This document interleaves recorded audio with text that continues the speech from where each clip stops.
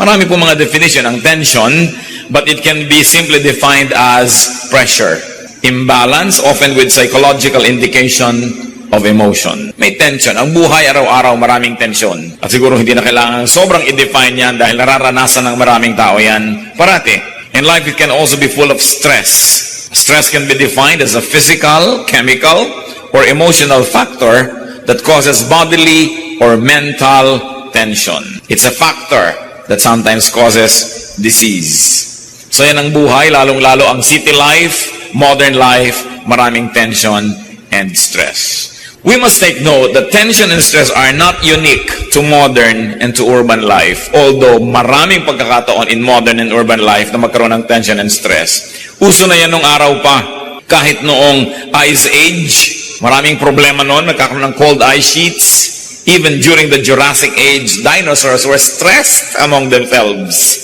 Yung mga stress and tension na rin siyempre sila.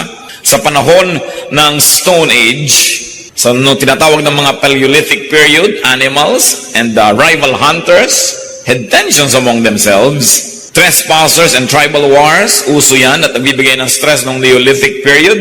Kung kayo ay nagsusubscribe sa ganitong mga pagsukat ng panahon. During the Bronze Age, there was a lot of invasion, a lot of wars.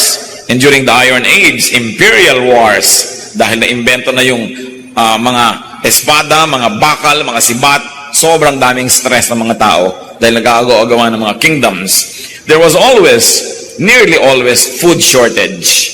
Lalo sa mga population centers, that was very stressful. At kung kayo ay nagkataon na slave, that's very stressful because you had no control over your life.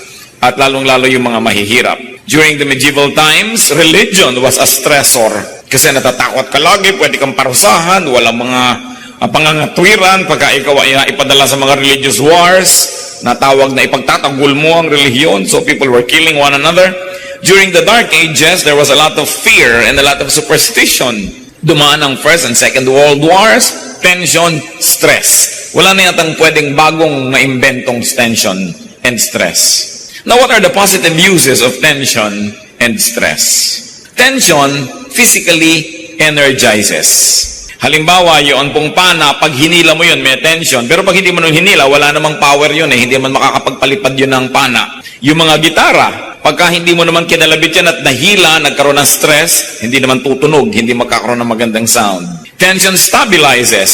Halimbawa, pag may bato kayong pinagdugtong-dugtong at nagiging arc, sa gitna nun, kailangan may capstone. And this is a very important part of architecture because without the capstone, and if these stones are left to relax among themselves, they'll collapse. Kaya pag nakakita kayo ng mga lumang mga building na may mga batong nagkaipon-ipon, sa gitna merong capstone yun na usually parang courting V. It keeps everything in place. Because of the stress and the tension suffered or experienced by the stones, they remain where they are. Garter.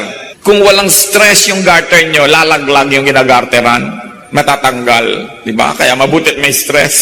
Yung rubber band, kung hindi yan na-i-stretch, and therefore there is stress there and tension, hindi niyan kayang hawakan yung gusto niyong talian niya. So, tension and stress stabilize, they challenge and develop many forms of strengths. Ang pinag-uusapan natin ay hindi lang ganyang uri ng tension and stress, kundi yung mga tension and stress na nararamdaman ng tao, nararamdaman ng kanyang katawan, at siyempre, kasunod na mararamdaman ng kanyang isip, ng kanyang emosyon, ng kanyang espiritu. Now, ang sagot ng tension and stress ay rest and recreation. Halimbawa, pag kayong gitara, hinila ninyo, may tension. Pag binawalan nyo yon, luluwag, rest. Laging merong ganon ang buhay. Ang mga bato, pagka mainit ang panahon at lumalamig ang panahon, pagka gabi at araw, lumalaki, lumiliit yan. Kaya yung paa natin, hindi pareho ng size yan sa umaga at hindi size sa tanghali at sa gabi. Dahil lumalaki, lumiliit, nagkakaroon ng tension and stress. Now, what about rest and recreation, especially rest? Rest is defined as freedom from activity or labor. Very physical rest. A state of motionlessness or inactivity when you look at rest from the point of view of physics. Rest can also be tinatawag nating pahinga. Yung pahinga ng tao, yung pahinga ng hayop, yung pahinga ng mga napapagod. What about recreation? It means to create again, to restore, to refresh something that got tired. Someone who was stressed and who was subject to a lot of tension. What are the forms of rest? Common forms of rest: stoppage, and blocking of the source of tension and stress. So, nagbubuhat ka halimbawa ng mabigat na bakal sa gym, that is the tension and stress. Pag binitawan mo yun, that's your rest. Meron kang mabigat na binubuhat, binitawan mo, rest. Meron kang inaakyat na matarik na lugar, huminto ka ng pag-akyat, rest. So, tinitigilan natin at pinapatigil ang pagdating ng stress. And what are the uses of rest? To limit tension to capacity. Halimbawa, nakakita siguro kayo mga kapatid ng mga tulay nakalagay load limit 10T o 10 tons. So kailangan hindi ka lalampas pag 11 o 12 tons, maring gumuho yun at mahulog ka. So nagre-rest ang isang bagay, ang isang tao, ang isang gumagawa para igalang yung capacity. Kaya pinagpapahinga ng Diyos ang tao, 6 days you shall labor, on the 7th you will rest. Kasi siya ang nag-design ng tao. Alam niya na hindi kaya ng tao na magpa-trabaho ng 7 araw sunod-sunod, ng linggo-linggo, buwan-buwan, taon-taon na walang tigil. Bibigay siya at magkakasakit siya o kaya mawawala na siya ng lakas. Kaya pag nagugutom ka na ay kakain ka na, inaantok ka ay matutulog ka, season yan. Magkasagot talaga, magkatumbas. So sa mga tulay, may mga load limit. Ang electrical appliance, may voltage regulation yan. Pagka 110 yan, hindi pwede isaksak sa 220, sasabog, mag-aapoy, masisira. Pati mga ilaw, kung 10 volts yan, hindi mo pwedeng lagyan ng sobrang daming kuryente dahil baka siya ay sumabog. Medicine, you have to take it in the right dosage. Because taken beyond the required dosage, it will become poisonous. At pati ang exercise, hindi ka basta nag-exercise, tinitingnan ang iyong edad, ang iyong body weight, ang kondisyon ng iyong puso, body situation, blood pressure, sapagkat dapat igalang yung limits. That is the use of rest. Igalang ang limit, ang kakayahan, ang hangganan na kayang dalin. Kaya nakikita niyo po yung mga nababaliw. Pag sobra na ang sunod-sunod na dagok ng tadhana sa kanila, sunod-sunod na mga kalungkutan, kabiguan at walang pahinga, bigla na lang nagkakakanta at nagsasasayaw, nakakalimot sa sarili. That is the coping mechanism of the human body para hindi siya tuluyang sumabog at mawasak. Siya'y nababaliw. Para hindi na niya ngayon indahin ang mga dapat ay iniinda ng mga taong hindi baliw. Kaya yung pagkabaliw ay isa ring blessing. Kung sakaling ang buhay mo'y sobra na at mamamatay ka na sa dami ng lungkot, nababaliw ka ngayon. Kaya nakaka-recover din ang mga nagkakaganito. Kung nagkakaroon sila ng enough rest, enough relaxation. Anong problema noon? Naging sobra ang stress. Naging sobra ang tension. Nakita niyo po pagka kayo pagod na pagod at tapos merong maliit lang na bagay na nanggugulo sa inyo, nag o kaya sisi ng sisi o tanong ng tanong, naaaway nyo na samantalang kung yun ay ginawa sa isang panahon kayo nakapahinga, hindi nyo naman nyo mamasamain, kakayanin nyo yun. Kaya ginagalang natin yung kalagayan ng tao. Sabi mo, para tinatanong lang kita kung anong ginawa mo maghapon, nagagalit ka na. Hindi naman yung tanong kundi kailan itinanong, paano itinanong, anong kondisyon nung tinatanong. So, rest to replenish strength, to replenish capacity. Pero meron pong mas malalim na gamit ang pahinga. At pinag-uusapan na natin ngayon, pahinga ng tao. Pahinga ng kanyang katawan, pahinga ng kanyang isip, pahinga ng kanyang buong pagkatao. The deeper use of rest is to review and reflect on the relationship between tension and capacity in choices to make.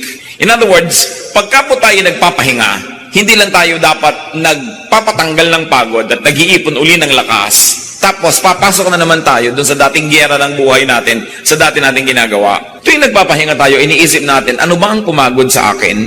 Bakit ako napagod? Paano ako napagod? At paano ko iiwasan na mapagod muli ng ganito? In other words, you come out of every rest period wiser. Hindi yung lumakas ka lang, lundag ka na naman, pasok ka na naman dun sa gulo na pinagpahingahan mo lang pala, tapos babalikan mo lang ng gano'n na gano'n. Rest in order to recreate. Kaya, rest and recreation yan. Nabubuo muli sa atin yung mga nasira at binibigyan natin ng mga bagong kahulugan, mga bagong hugis, bagong anyo, bagong tunog ang ating buhay. So that you come out of your rest period a better person, a wiser person, that you will not get into the same battles again, but now you will know how to choose your battles. Kaya yung pong nagpapahinga, ba, nakipag-away kayo, napagod kayo, nagpahinga kayo, mag-iisip kayo uli, itutuloy ko pa ba itong away na to? Is it worth it? At kung naisip nyo na hindi na dapat, hindi na kayo babalik na sa away kahit lumakas na ang inyong katawan uli. Hindi ko tulad ng boxing, away uli kayo, hindi mo naman iniisip kung babalikan ko ba yung kaaway ko na to o hindi. In other words, talagang rest lang yon, walang recreation yon. Pero yung napagod ka na sa pakikitungo sa iyong asawa, lumayas ka ngayon na 3 araw, nagpahinga ka ng konti, iniisip mo rin, aawayin ko pa ba siya sa mga dating pinag-aawayan namin? Susukatin ko pa rin ba sa mga dating sukatan? Gagalitin ko pa rin ba ang sarili ko na hindi niya na ilalagay yung media sa lalagyan ng marumi? Iniiwan yung mga tuwalya, bimpo, parang sundan mo siya, ang dami niyang kalat. Nakakapagod na to. Hindi ko na nga siya aawayin tungkol doon. Yun ang recreation. You don't only just rest, but you recreate your situation so you come back into your life from which you were resting for a while, a much better person. And what is our very positive view about being tired? Tiredness inevitably leads to rest. Kung pagod na kayo sa inyong ugali ng inyong asawa, ugali nyo, pagod na kayo sa kaaaway ninyong magkapatid, pagod na kayo sa pakikipagtunggali ng ganito at ganon, pagod na kayo sa pagtatago-tago ng inyong illegal na negosyo, pagod na kayo sa pagtatago ng inyong immoral na relasyon, magpapahinga ka, pero hindi lang para lumakas ulit, balikan na naman yun ng ganon-ganon din. Repeat lang ang buhay mo, parang carbon copy ng kahapon.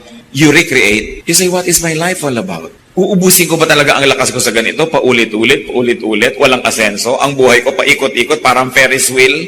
Kahit ilang ikot at ikot ang mangyari sa akin, pagbaba ko, nandun pa rin ako. I did not cover a new ground. So what is nice about being tired? I wonder what makes you tired now, mga kapatid. Halimbawa, nagiging pagod ba kayo dahil araw-araw nagko-commute kayo mula sa halimbawa ay sa Apalit, Pampanga, patungo sa inyong trabaho? So, gumigising kayo ng alas 4 ng umaga, nakakauwi kayo ng alas 12 ng gabi, at sa araw-araw ginagawa nyo yon, hindi lang kayo natutulog ng konti para gawin nyo, isipin nyo, magbo-boarding house ba ako? O dito na lang ba ako magtatrabaho sa Apalit? Iniiba mo, hindi ka lang nagpapahinga para pasok ka na naman ng pasok sa gulong pinagpahingahan mo lang sandali. Tiredness leads to rest. Rest leads to strengthening, to reflection, to repositioning, to reassessment of your war and your warfare, and then to think, is it worth it? Rest and recreation, retreats, don't mean rest and recharging to go back to the same battle, to the same stress and tensions. Para yung iba, magre-retreat ako. Bakit? Para lumakas-lakas uli ako dahil pagod na ako dito sa aking asawa. Tapos pagkagaling sa retreat, pagbalik, bangayan na naman sila. Nakapagpahinga na ako. Diba? Ready na naman ako. Hindi ganun eh. What is rest and recreation and what is a retreat? It is rest and recharging to change your wars, to change your strategies, to change lives. Dahil pag nagpapahinga ang katawan, kasunod na napapahinga ang emosyon, napapahinga ang isip. Kaya yung pagpapahinga, hindi lang pagpapalakas uli sa ating mga muscles. Pagbubulay-bulay, pagninilay-nilay, pag-iisip-isip, paghuhunos dili, pagbabagong loob. Malalalim na mga salita, pero meron niyang konsepto sa ating kultura. Kaya sinasabi, mag-isip-isip ka. Magnilay-nilay. Kaya dapat ang mga bahay nung araw, lahat ng bahay, mayamat mahirap, may silyon. Kasi si silyon ka doon, uugoy-ugoy ka. Nakakapag-isip-isip ka. Hindi yung basta-basta na lang mga dalos-dalos at mga nagmamadaling mga pasya. Rest in order to change your approach to life, to the same problems that keep repeating, walang asenso. Rest so that you can change your methods. Rest so that we can change our lifestyles. Now, what are the lessons from tension and stress? Rest and recreation of life. Life is about seasons. Nakakailang tag-araw na ba at tag-ulan kayo ng inyong buhay? Nakakailan na ba kayong gabi at araw? Nakakailang leap year na ba tayo? Kung ikay taga-tabing dagat, nakakailang high tide and low tide na yan. Ganyan ang buhay. Seasons. Ecclesiastes 3:1-8, I will read from the contemporary English version.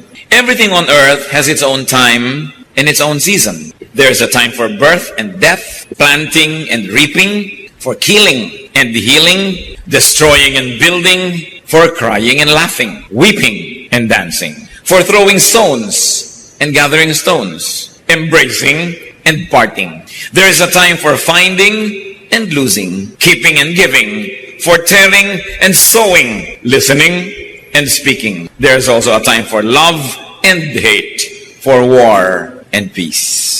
May panahon ang lahat ng bagay sa mundo. At pag inisa-isa natin yan, sabi, there's a time for birth, which is tension. Paano po ipinapakita isang batang bagong panganak? Nakasara ang kamay. Nakasara ang kamay ng batang bagong panganak. May tension. Para bang sinasabi niyang, akin ang lahat, magiging akin ang lahat, aangkinin ko ang lahat. Life begins tensed. And there's a time for death. Ang mga namamatay po, nakabuka lahat ang palad. Wala ka pang makikitang kamay na namatay na kaganyan na may hawak na piso. Kahit hawak-hawak niya nung naghihingalo, at kung pelikula yan, iko-close at tank, nalaglag yung hawak, patay. So, na-realize niya, wala naman pala talaga akong pwedeng hawakan. Wala naman pala talaga akong pwedeng angkinin. So, ibibigay ko ng ganyan lahat. So, nakikita po natin, tension and relaxation, birth and death. Crying is tension, laughing is relaxation. Kaya sinasabi nila, if you want to relax, laugh. Watch a comedy. Have fun. Meron naman mga lungkot-lungkot na sa buhay, pasanaan daigdig, manonood pa ng drama. Iyak-iyak ngayon, mugto-mugto ang mata. So, lalong na tense ang tao. There's a time for weeping, tension, and a time for dancing, releasing tension. Nakaka-release ka ng mga toxins sa iyong katawan, papawisan ka, so you release tension. There's a time for keeping a closed fist, which is tension, and giving open fist, relaxation. A time for hate, kaka-tension. A time for love, nakaka-relax. A time for war, tension. A time for peace, relaxation. In other words, sinasabi po ni Solomon, mga kapatid, ang buhay ay ganito, tension and relaxation. Huwag na kayo magtaka, tanggapin nyo yun. Kung napatapat ka ngayon sa tension, di ma-tense ka. Ngayon, bukas, relaxation, mag-relax ka. Ang isa namang napakawala sa lugar, yung panahon para ma-tense, ay relax na relax. Mga padre de familia na wala nang malaman ng pamilya, relax na relax pa. Nakukuha pang manood ng TV. At meron namang dapat mag-relax, bakasyon, tense ang nanay dahil kulang ang tinidor na dala, o may ganito, may ganyan. Hindi nagre-relax, dapat mag-relax. So mali, hindi sila katugma ng rhythm. What is the Bible trying to tell us? Life is about rhythms. Sunrise, sunset, high tide, low tide. Wala kang mapapala kapatid na ipagluksa ang low tide tuwing naglo-low tide. Sa matuwa ka't hindi, maglo-low tide at mag-high tide, lalo kung taga-Malabon ka. So, huwag mo nalang palungkutin ang buhay mo, mag-adjust ka na lang dahil andun eh. So, yun ang sinasabing mag-rest ka and mag-isip-isip, recreate. Bibili ba ako ng bota na hanggang hita, hanggang leeg, o lilipat na lang ako sa antipolo para hindi ako bahain? Pero hindi yan garantiya. Meron tayong elder na nasa antipolo sa ibabaw ng bundok, lumubog ang bahay sa baha. Ganyan ang buhay ng tao. Maraming hiwaga. But life is about seasons of alternating rhythms and waves of tension and relaxation. Parang gitara na tense, nagre-relax, lumalabas ang musika. Jeremiah 8:7, even the stork in the sky knows her appointed seasons, and the dove, the swift, and the thrush observe the time of their migration. May oras kung kailan ang mga ibon ay lumilipad patungo sa hilaga at mayroong oras para sila lumipad patungo sa kabilang direksyon. Alam nila kung saan sila pupunta. Alam ng mga salmon kung kailan sila babalik sa mga ilog na pinagsilangan sa kanila. Alam nila at sinusundan nila ang panahon. Psalm 104:19-24, the moon marks off the seasons and the sun knows when to go down. You bring darkness, it becomes night, and all the beasts of the forests prowl. The lions roar for their prey and seek their food from God. The sun rises and they steal away. They return and lie down in their dens. Then man goes out to his work, to his labor, until evening. Ano pong observation dito? Pati daw ang mga buwan ay laging nasa panahon. Alam nila kung kailan sisikat, kailan lulubog. Pati ang mga paputok, alam nila kung kailan sila puputok at hindi. Diba? So nakikita natin na may panahon ang lahat. May schedule yan. Pagka daw gumabi na, ang lahat ng mga mababangis na hayop ay naglalabasan na sa kanilang pinagtataguan upang maghanap ng makakain. So ano dapat ang ginagawa ng tao sa gabi? Nakaligpit sa bahay niya para hindi siya maging pagkain. At kaya maraming nakakain, wala sila sa oras, wala sila sa lugar.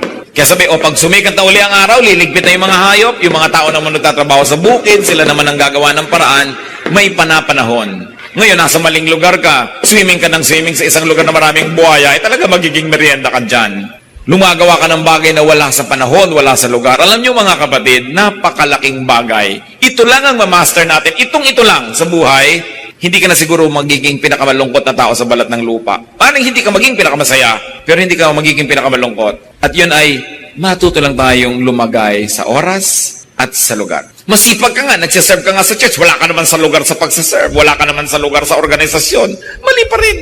Ang sipag-sipag mo nga, pero wala ka naman sa lugar. Pinagod mo na ang iyong katawan, nahirapan ka na, nagkasakit ka na, namatay ka na, hindi ka pa rin umasenso. Lugar, panahon. Yan ang batas ng buhay. Ika lang yan. There will be seasons of work and rest. There will be seasons of happiness and sadness. Mga kapatid, pakinggan nyo itong mabuti. There is really no bad season. Walang masamang panahon. There is really no bad time. Kaysa sabihin nila, bad weather. Walang bad weather. Yung kumikidlat-kidlat, nare-recharge ng electrons ang ating atmosphere. It's good for us. Huwag ka lang tamaan, kaya huwag ka magpakalat-kalat. Lumagay ka sa lugar. Namamayong ka pa sa gitna ng bukid, kumikidlat. Talagang malilitsyon ka dyan. Lumagay ka sa lugar. Paligo ka ng paligo. Pagka alam mo may mga earthquake, pwede magkaroon ng tidal wave. Inanod ka na. Wala ka sa lugar. Di ba sinasabi nga, the early bird catches the worm? Just don't be the worm. So sa isang umaga, magpapasya ka, ako may magiging bird, ako may magiging worm. Lumalagay ka sa lugar. Walang bad time. Yung bagyo, nabubunot ang mga punong matatanda at ang gaganda at ang lalaki na, mabuti yun. Alam nyo, good news yun doon sa mga buto, doon sa silong ng kanyang mga sanga, na wala ng panahong lumaki dahil nayuyong-yungan sila ng punong kilaki-laki. And nothing grows in the shadow of a big tree.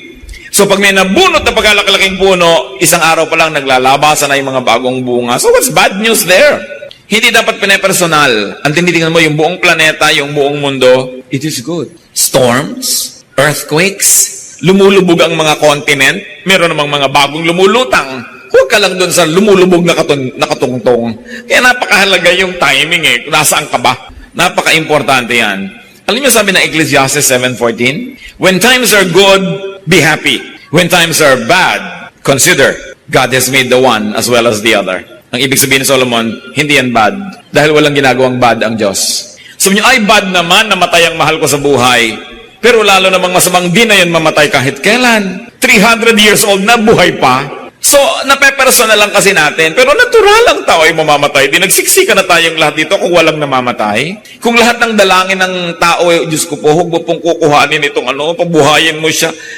Pag pinakinggan ng Diyos, lahat yung panalangin nila, hindi nagsiksikan tayo, mamamatay din tayo sa food shortage, mamamatay din tayo sa dami ng mga diseases. So, hindi yan bad.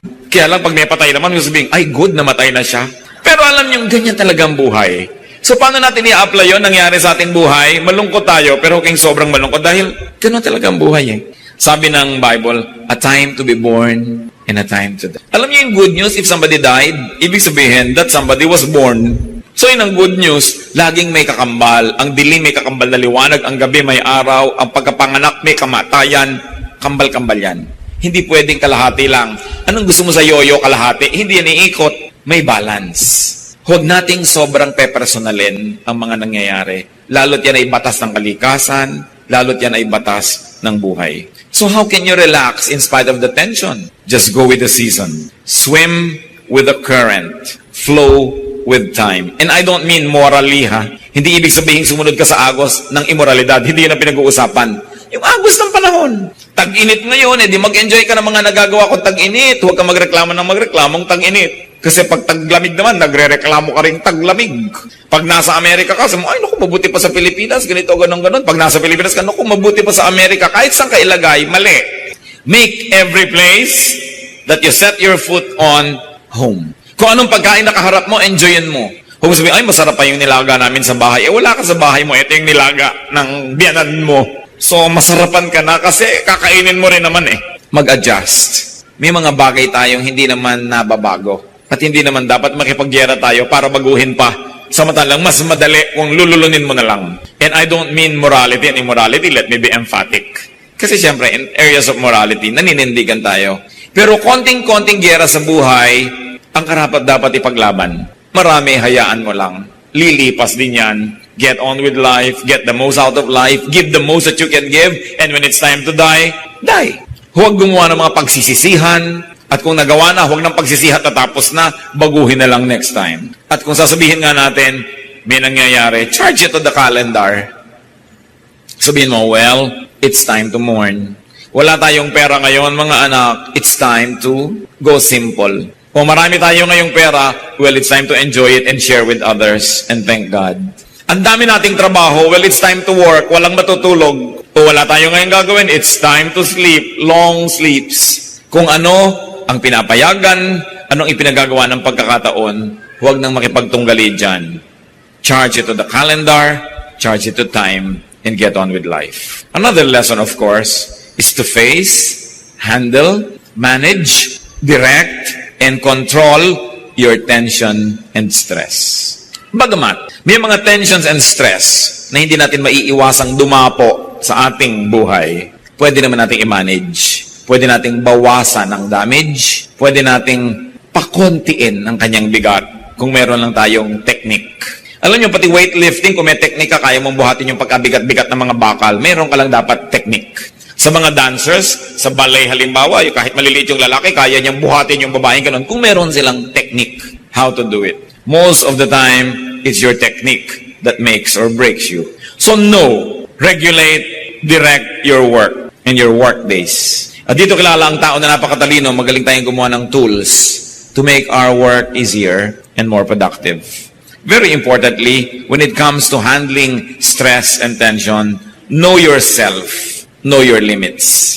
Kung tayo po mga kapatid ay hindi nagpapanggap, hindi natin pinapapel ang di natin papel, hindi tayo lumalagay sa hindi naman natin lugar, there is a lot of more relaxation. Pinang-aagaw ka ng pwesto ng may pwesto, lugar ng may lugar, pinipilit mong to stand taller than what you really are, you try to project what you are not, mahirap yon. Mahirap yung nagpapanggap, mahirap yung nagme-maintain ng isang kasinungalingan, mahirap yung may itinatagong lihim, mahirap na pinupuno natin ang sarili natin ng stress, pwede naman wala.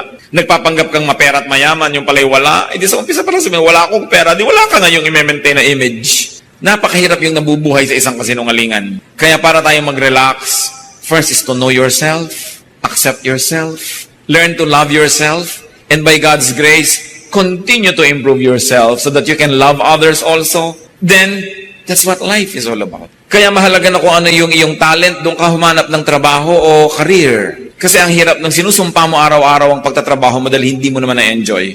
And when you find a work that you enjoy doing, then you will not work for the rest of your life. That will be recreation.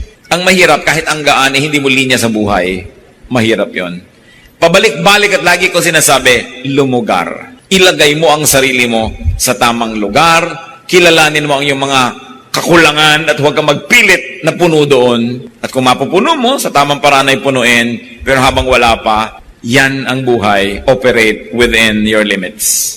Nobody is perfect. Psalm 103:14, we are dust. Bagamat meron tayong Espiritu ng Diyos sa atin, pero kasama din ang ating kabuuan, tayo ay likabok. Psalm 90 verse 12, teach us to number our days aright. Make our days count.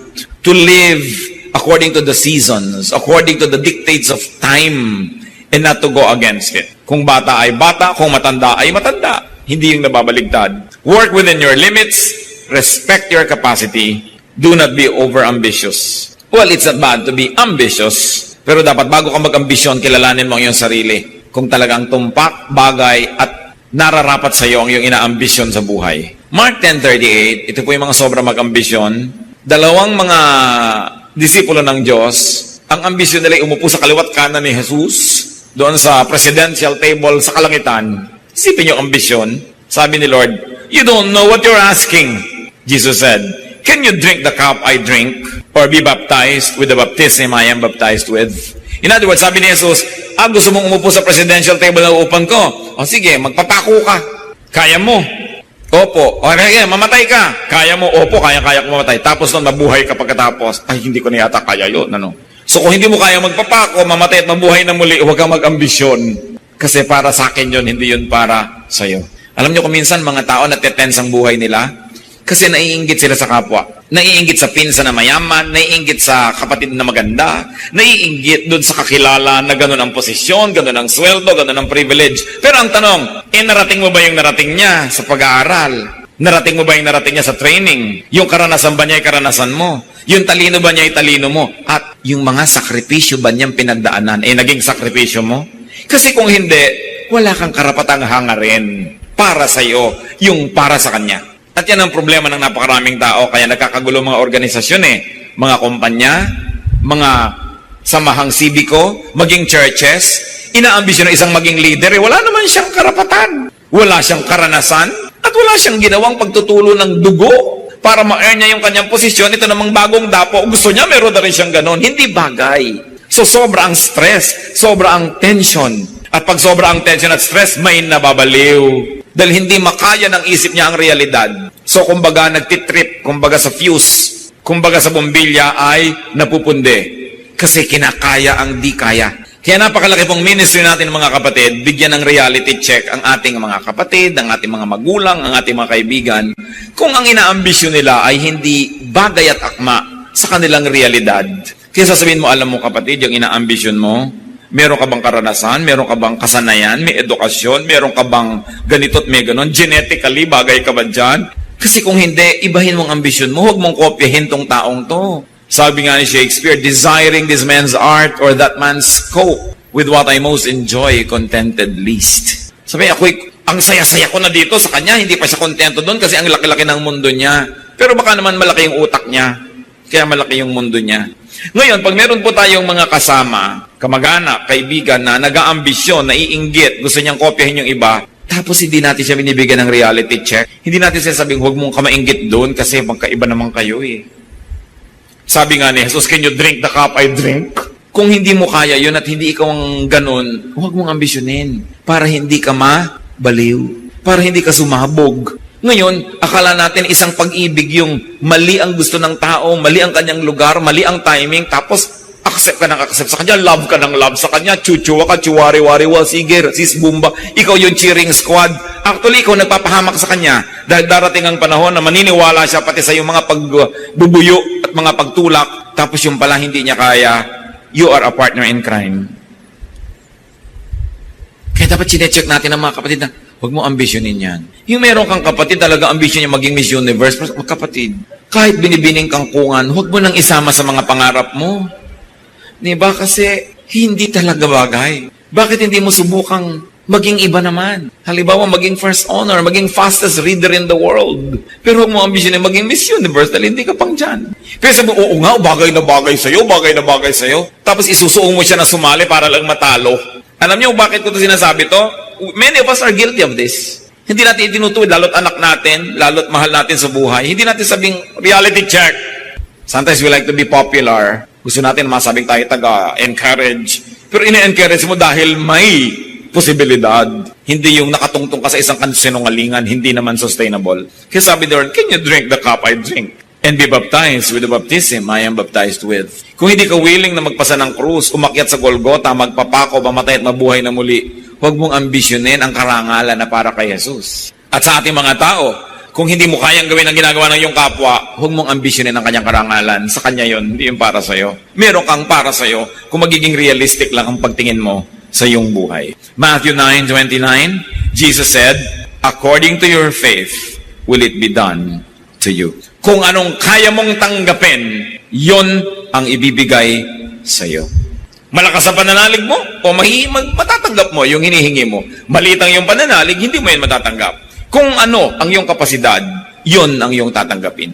Hindi natin pwedeng sabihin na ba't siya ang dami-dami niyang tubig, tapos ako isang patak lang. Tansan ka lang kasi, puno ka na sa isang patak. Kaya mo ba magdala ng 5 galon? Hindi.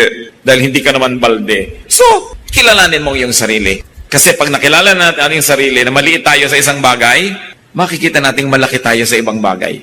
Dapat lang realistic. Luke 14:28-30. Suppose one of you wants to build a tower. Will he not first sit down and estimate the cost to see if he has enough money to complete it? For if he lays the foundation is not able to finish it, everyone who sees it will ridicule him, saying, this fellow began to build and was not able to finish. Hindi ba, bago ka man magpagawa ng anuman, titingnan mo muna kung kaya mong tapusin. Tuusin mo muna kung kaya mo. Ngayon, kung hindi mo kayang tapusin, titigil ka rin lang sa gitna. Huwag mo nang simulan. O kaya ang simulan mo, isang mas maliit na building na kaya mong tapusin. Kasi hindi mo rin lang matatapos, mapapahiya ka lang. Madadagdagan ang iyong tension at ang iyong stress. At mga kapatid, isa sa mga pinakamalalaking nagbibigay ng tension and stress sa buhay, yung kumakagat ng hindi kayang ma-afford. Naguhulog ng hindi kayang hulugan. Nangangako ng hindi kayang tuparin. Standing taller than what they are. So sabi, ayaw mo ng tension and stress, huwag kang umimbento ng problema. Operate within your limits.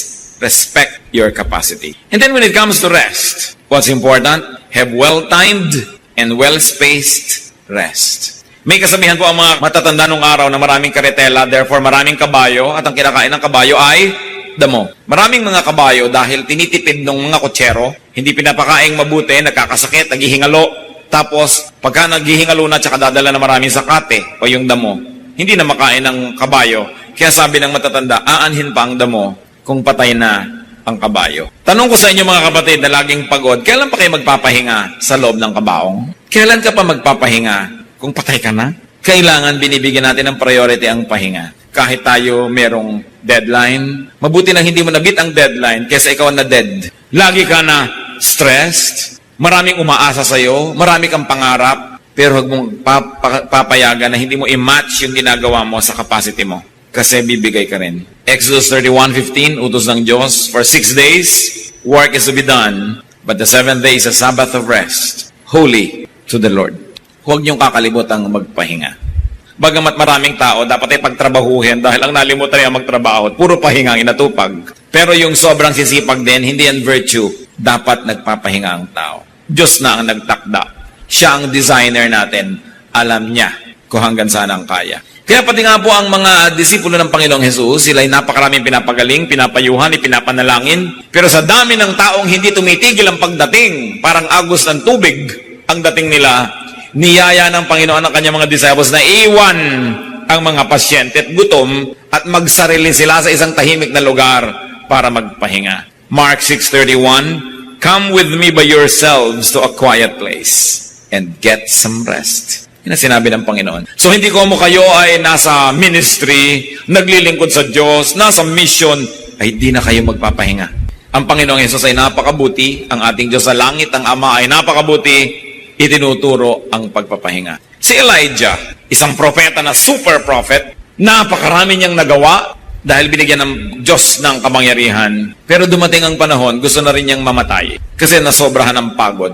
1 Kings 19:4-5 and 7-8, he came to a broom tree, sat down under it, and prayed that he might die.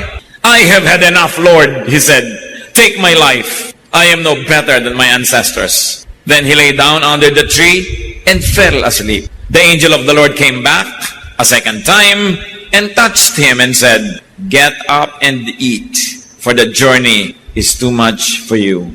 So he got up and ate and drank. Strengthened by that food, he traveled 40 days and 40 nights until he reached Horeb, the mountain of God. So itong propetang ito sobrang napagod sa spiritual warfare niya with the priests of Baal and with the wicked queen Jezebel, to the point that he ran and ran and ran and escaped and escaped, and he was full of fear.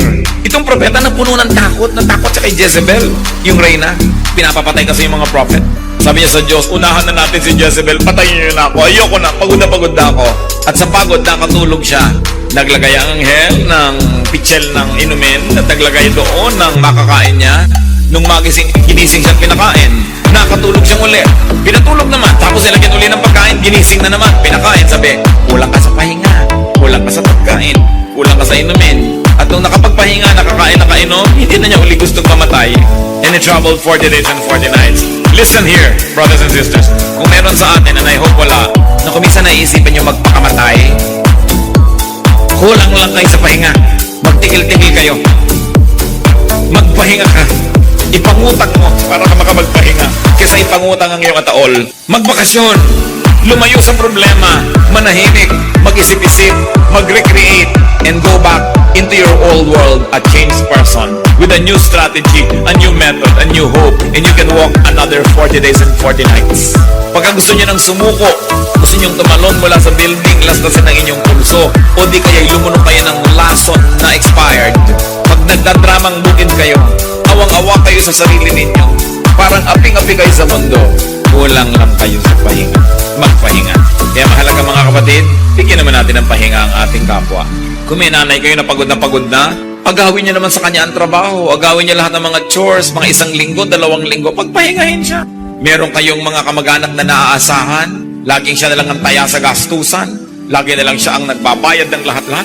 Pagpahingahin naman, kahit huwag kayong gumasta, kumain na lang kayo ng crackers. ng mga 3 linggo, matigil man lang siya ng kagagas sa inyo. Pagpahingahin ninyo kesa naman isipin gustuhing mamatay ng inyong mga mahal sa buhay. Kailangan pinagpapahinga natin ating kapwa. Hindi ko muna sasandalan nyo, lagi na lang kayong sasandal. Remember? Night and day, di ba? Kaya kailangan minsan kayong sumasandal, minsan kayong sinasandalan. Minsan tayong umaasa, minsan tayong naaasahan.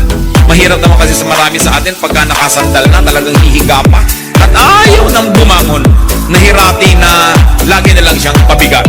At kung kayo naman yung nabibigatan at hindi nagkukusa yung nakasandal sa inyo, oy, tumayo tayo, kaya nga muna magpapahinga lang ako. Para naman may masandalan ka uli kung nakapahinga na ako. It is important in life. Get away from your stress, from your tension.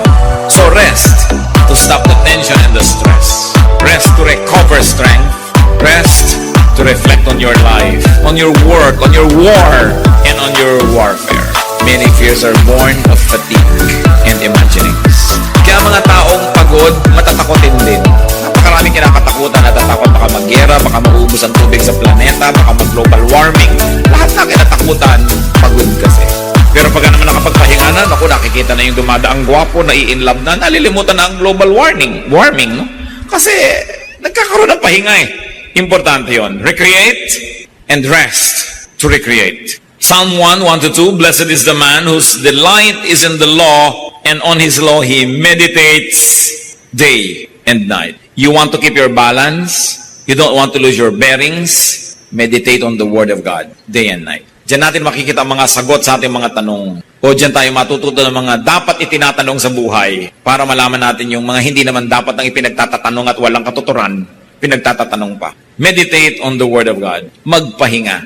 At hindi po lahat ng paghiga ay tinutulog. Kasi kung minsan yung nakahiga ka, rested na ang iyong body, umaangat ang yung level of consciousness to the point that you can get to a spiritual dimension that you can commune with God. Psalm 63:6, sabi ni David, On my bed I remember you. I think of you through the watches of the night. Sa lahat ng oras ng gabi't bahagi ng gabi hanggang ang umaga, ikaw ang aking pinag-iisipan. Ibig sabihin kising siya. Merong portion, that very thin moment and line between being awake and being asleep that makes a spiritual communion more meaningful. And you should know that dreams and visions come through sleep. Kung minsan ang guidance pa lang kailangan mo sa Panginoon, ibibigay niya sa mga pahimakas, sa mga panaginip. Alam nyo, napakaraming taong kinausap ng Diyos sa panaginip. Imposible bang kausapin kayo? Kaya lang, ang nananaginip ay yung hindi sobrang lalim ang tulog. Pag sobrang pagod ka rin, mahirap nang managinip pa. Kaya dapat din, hindi pinapagod sobra ang sarili. Daniel 7:1, Daniel had a dream, and visions passed through his mind as he was lying on his bed. Merong tinatawag na twilight zone, na half awake, half asleep. And you should give yourself that kind of time. Hindi yung panood ka ng panood ng video, nakakatatlong palit na ng video hanggang hindi talaga nagdidikit ang mata mo, hindi mo papatayin at di ka matutulog. Wala ka ng panahon mag-vision noon. Wala ka ng panahon mag-dream. That's why we've got to give ourselves the space so that God can talk with us. You have to plan, protect, even beautify your rest, your sleep. Mga kapatid, baka naman ilang buwan, ilang taon nyo nang ginagamit yung una ninyo na ubod ng laki o ubod ng liit. Mano ba naman bumili kayo ng perfect unan? Yung una na bagay sa inyong leeg, sa inyong mukha, yung curvature ng inyong likod ay tamang-tama. Ang matalinong tao, matapos siyang mag-invest sa necessity ng pagkain, mag-i-invest siya sa good bed. Baka naman yung kama nyo, ang mga paa na ay lata ng floor wax. Nakalundo na yung likod, tinutusok lang kayo ng mga spring at kung ano-ano. Tapos, kung saan-saan kayo nag-uubos ng pera, magandang cellphone at kung ano-ano. Samantalang yung kama, sabi nga ng advertisement noon, I want 1/3 of your life. Because normally, you spend 8 hours on your bed. That is 1/3 of 24 hours. It's 1/3 of your life. So if you live to be 60, 20 of those years, you were in bed. Bakit nyo hindi gandahan ang kama nyo? Hindi nyo gandahan ang inyong kwarto? Hindi yung paghiga mo, may kawali sa likod. Ay, ba't may kawali dito sa likod ko? May sapatos, merong thumbtacks, nandun na lahat, no? Kung matalino ang tao at meron naman siyang gagastahin, aayusin niya ang kanyang higaan, ang kanyang bedsheet, ang kanyang kama. Kasi sa pagtulog ay maaari siyang managinip at makatagpo niya ang Diyos. Napakahalaga ng tulog. Hindi yan, alam nyo, mag-asawa, o kaya may mga anak kayo, dapat wala kayong TV sa kwarto. Kasi gusto mo nang matulog, nanonood pa yung asawa mo. Inis na inis ka. O O kaya, hindi ka naiinis dahil nanonood pa siya dahil gusto mo na siyang makatabi. Panood pa ng panood. Kaya dabog at dabog nang inabot mo hanggang nag-umaga na ayaw mo talagang magsaing. Dahil ang inatupag TV. Alisin nyo sa kwarto yan. Hindi yan magandang habit. Dapat pagpasok nyo sa kwarto, matutulog kayo o magkukwentuhan hanggang antukin at magpahinga. Subukin nyo. Ginagaya nyo kasi mga Amerikano may TV sa kwarto. Kaya ang laki ng diborsyo dyan eh. Dapat nasa ibang lugar yan. Huwag gayahin pati ang mga kapintasan na ibang lahi. So, for those who are ready and those who really work, rest is not a luxury, it is a necessity. Don't feel guilty for resting. Don't feel guilty for having vacations. You need it para hindi kayo mabaliw sa nakakabaliw na mundong ito. Kailangan natin yan. And very importantly, when other people are trying to rest, do not spoil other people's rest, their relaxation, and their vacation. And one of the worst things that you can do when you're on vacation with your workmates is to talk about work while you are on vacation. Pag magbabakasyon kayo magkakasama sa trabaho, mayroong rule. Walang magbabanggit ng opisina, ng trabaho, o ng anything. Kasi pumuputak nga doon para lumimot. Tapos yun na naman ang pag-uusap-usapan nyo. At kung atin kayo ng retreat, church retreat, kung ano-ano mga retreat, lahat ng gamit yung mga kapatid, hindi naman to mahal, kaya nyong manahe o magpagawa sa mga modista, magpagawa kayo ng mga telang supot. Para hindi lalagyan nyo, hinahanap nyo yung inyong mga gamit, nasa plastic, klak. Buong gabi, naririnig mo na may plastic na parang chicharon at may kinakapa-kapa siya, hinahanap nyo yung kung ano niya, di ka na makatulog pa. Be considerate. Self-respecting people have cloth bags. Especially when you have to sleep with other people in the same room. Huwag kayong gagamit ng grocery bag. Kinakapakapan nyo yung arperdible doon sa loob. Bakit hindi mo... At napakalakas niyang paggabi. Napansin niyo na ba? Kahit sa kapitbahay, madidinig mo yung pagkapakapa niya eh. Be considerate when people sleep. May mga tao hindi marunong magbukas o magsara ng pinto. Blag. Doon mo malalaman kung sibilisado. Tao ba? Kasi di ba ang doorknob na pipihit, pag may natutulog mga kapatid, pipihitin mo, at saka mo hihilahin ang pinto, at saka mo papawalan. Hindi yung naglalaban kayo ng pinto, blag. Pag isasara mo ang pinto, hindi mo itutulak dahil blag, di ba? Pipihitin mo para lumubog yung pansara, itutulak mo si pinto, at dahan-dahan mong ipipihitin ulit para sumara kung tao ka. Kung may pagpapahalaga ka sa tulog ng iba, meron namang mga may kotse, may sasakyan halimbawa, sikip ang mga kapitbahayan, nakatira sa di masalang, tapos umagang-umaga, tinatawag yung asawa, nagising na ang lahat. Terrible. May makikinig ng radyo, parang gusto niyang buong kapitbahayan isama niya sa kang pakikinig. Kung ano yung teritoryo niyo mga kapatid, hanggang doon lang dapat ang sound niyo. Dapat lumalabas sa kabila. Napakalaking salot yung karaoke sa buhay, ano? Lalo't hindi ikaw ang kumakanta. Dahil peste ka. Puro naman my way, wala nang ibang kanta. Nakakainis na. So anong importante? Respect people.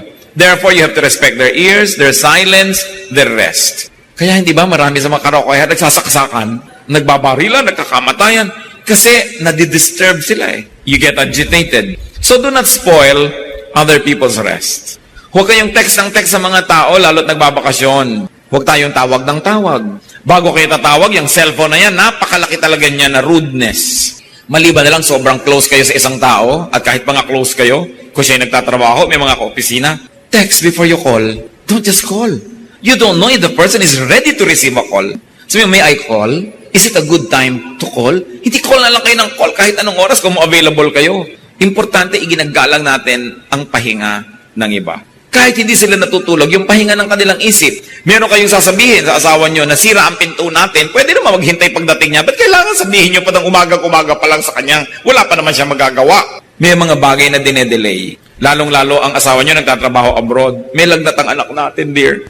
Kung hanggat hindi mo talaga nanganganib na kailangan mo sabihin, mamamanage mo naman, makakatulong pa ba? Naguluhin mo siya para sabihin ng ganong bagay? Sa kadalasan kasi gusto nating gumaan ng ating pakiramdam, ibubunto natin ng bigat sa kapwa. So kailangan nabibigatan ka, dalin mo. Kaysa ipasa mo sa iba na hindi naman makakatulong sila, wala silang magagawa, anong mapapala mo, naguluhin pati sila?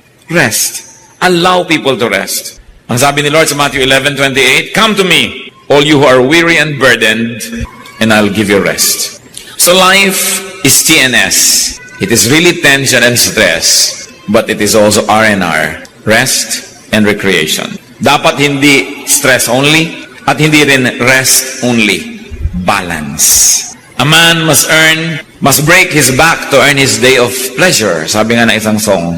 So earn your rest by working. Hindi puro rest lang ang buhay. Ano po kaya ang tension nyo ngayon mga kapatid? Ano ba ang inyong stress? Ang dalangin ko sa ating pag-aaral ay nilaro-laro na ng Espiritu ito ng Diyos ang inyong isip para ipakita kung meron tayong needless stress na dapat alisin, makita natin kung paano haharapin ang isang stress at paano tatanggapin ang mga hindi napapalitan sa buhay so that you won't be needlessly stressed. Aming Diyos, nagpapasalamat kami dahil kayo'y mabait, mabuti, gusto nyo kami magpahinga at walang bad time kasi kayo ang nagagawa ng time. Walang bad weather. Ituro mo sa amin, Panginoon, ang ganitong pananaw.